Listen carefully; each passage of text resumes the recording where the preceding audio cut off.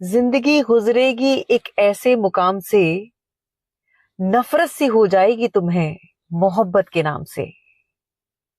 अगर आपकी उम्र 20 से 35 वर्ष के बीच में है और आप अपना फोकस पढ़ाई और करियर की बजाय दीवानगी में लगाए हुए हैं, आपको किसी के प्रति इतना मोह लगाव हो गया है कि आप सिर्फ उसके पीछे भाग रहे हैं, तो इन बातों को ध्यान रखें। अगर आपने इन 4 बातों को ध्यान से नहीं समझा, तो ये लिख के ले लें कि आने वाला समय आपको खून के आंसू रुलाएगा और अपनी बर्बादी के कारण आप स्वयं होंगे।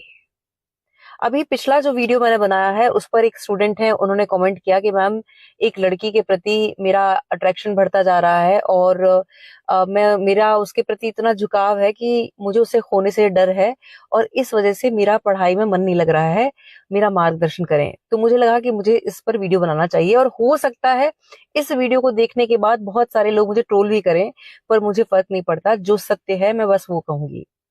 सबसे पहले इस बात को भली प्रकार से समझ ले कि आज के समय में लड़कियां बहुत प्रैक्टिकल हैं। लड़कियों को एक बॉयफ्रेंड ऐसा चाहिए जो पूरी तरह से बेरोजगार हो, उनके नखरे उठाए, उनके सारे टेंट्रम सहे और एक फोन कॉल में आप भागकर उनके पास पहुंच जाएं। अब अगर आप इन सारी चीजों को पूरा कर रहे हैं, फिर आप समर्पित होके 5-10 साल रह सकते हैं उनकी जिंदगी में।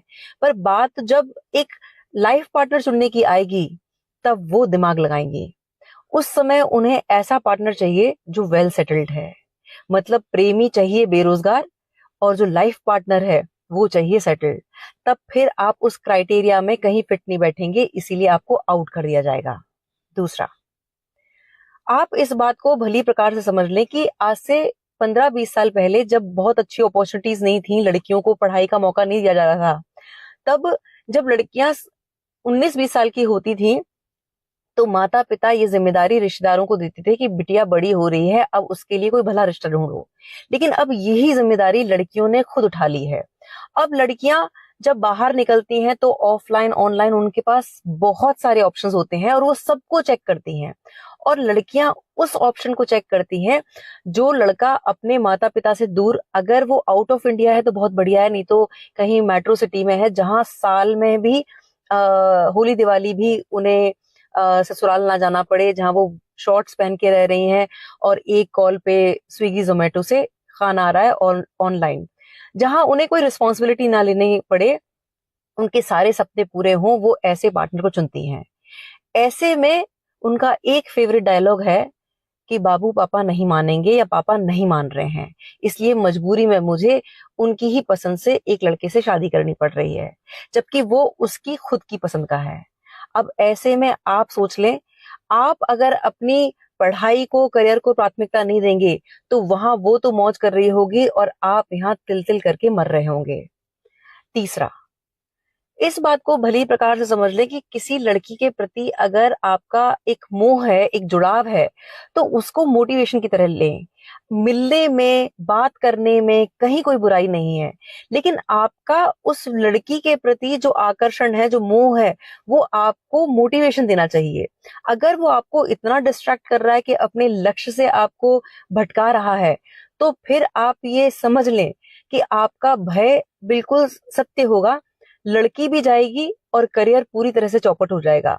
इस बात को समझ ले कि अगर उस लड़की को आपने मोटिवेशन बनाया और एक बार को अगर वो लड़की आपकी जिंदगी में नहीं आई, फिर भी आपके पास बहुत अच्छे ऑप्शंस होंगे।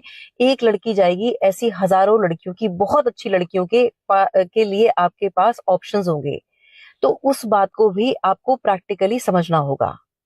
अब जो चौथी इंपॉर्टेंट बात है उसे अच्छे से समझ लें।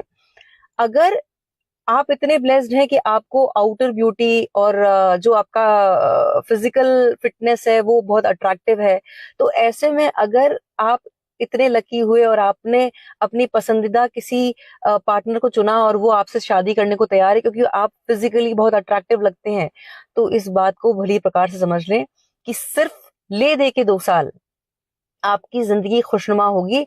उसके बाद आपको इतना प्रेशर दिया जाएगा क्योंकि आपके ही ऊपर उस लड़की के सपने पूरे करने की जिम्मेदारी होगी।